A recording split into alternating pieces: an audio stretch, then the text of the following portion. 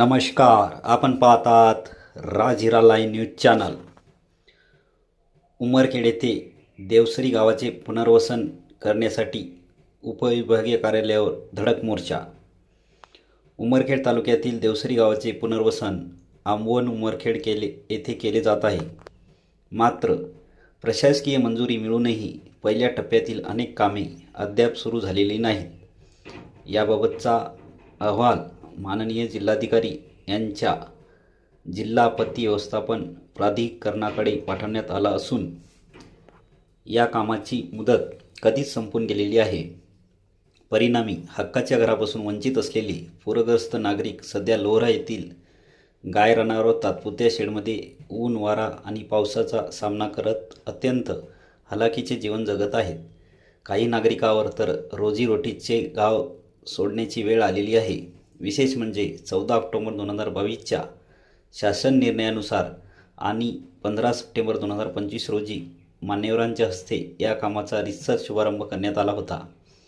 त्यानंतरही 7 ऑक्टोबर 2025 रोजी झालेल्या जिल्हा माहिती व्यवस्थापन प्राधिकरणाच्या बैठकीत जिल्हाधिकाऱ्यांनी हा प्रकल्प एप्रिल 2026 पर्यंत कोणत्याही परिस्थितीत पूर्ण करण्याचे आदेश दिले होते। मात्र आज जून 2026 उजाला तरीही पहिल्या टप्प्यातील कामे अपूर्णच राहिलेली आहेत आणि कामाची गती अत्यंत संथ आहे।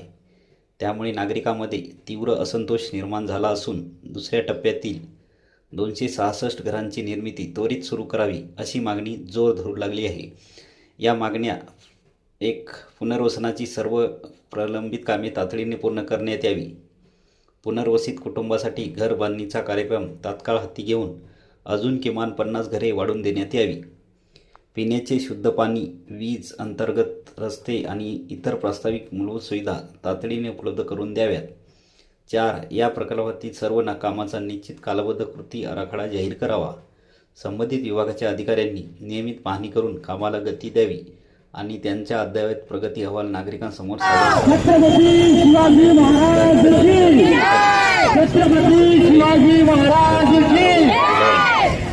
या सर्व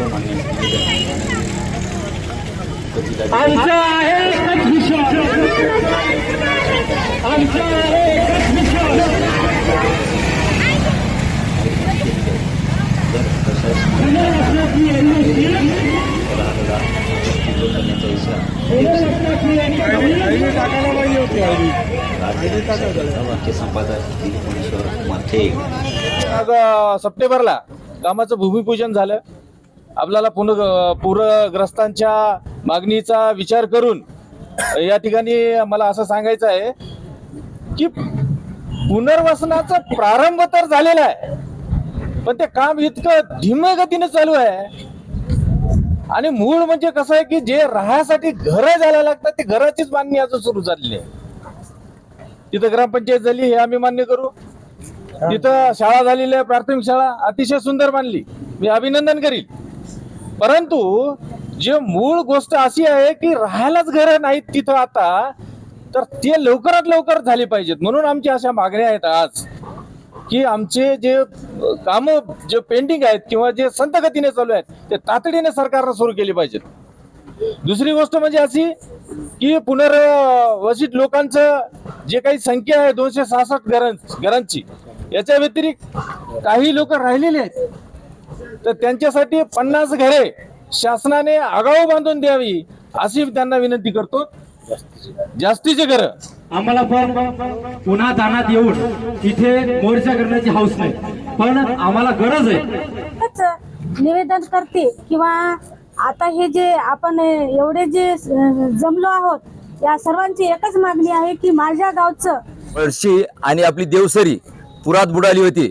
आमच्या गावात त्या माणसाला बाहेर काढायला आम्हाला रात्री अचानक पूर आल्यामुळं सर्व आमच्या गावातील माया बहिणी आम्ही सर्व गाव सर्वांनी मिळून त्यांना बाहेर काढलं आणि आम्हाला त्यावेळेस आमच्या कोणत्याही माया बहिणीजवळ आमच्या गावात जेवढे घरं बुडाले त्याच्याजवळचे कपडे सुद्धा, अन्न तर बाजूला सोडा, कपडे सुद्धा बाहेर काढता जमले नाही। आम्ही त्याला सरळ माणसाला, लेकरायला, बायाला घेऊन बाहेर काढलं आणि नंतर दुसऱ्या दिवशी शाळेत आसरा देऊन ते लगभग जवळपास 6 महिने तिथं शाळेत राहिले। आम्हाला ते जेव्हा आपले मनोहर भाऊ पालकमंत्री असते वेळेस येऊन त्यांनी आम्हाला टीनचे घरं दिले, पण त्यावेळेस त्यांनी सांगले होते की तुम्हाला पक्के घरं बांधून देऊ.